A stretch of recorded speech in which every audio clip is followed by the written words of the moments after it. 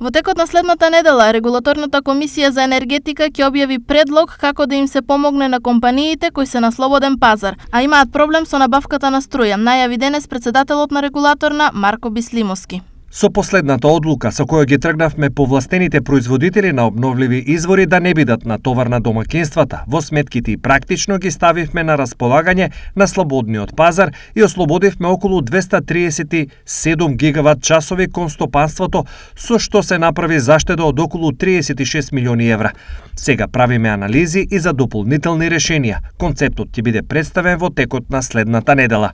Изјави Бислимовски. Регулаторната комисија за енергетика претходно иницираше намалување на ДДВ-то и проширување на листата на ранливи категории за да добијат помош граѓаните кои им е најпотребно за сметките за топлинска и електрична енергија. Претениците изгласаа намалување на ДДВ, чија важност е до средина на годината, но можно е да се продолжи времетраењето на оваа мерка.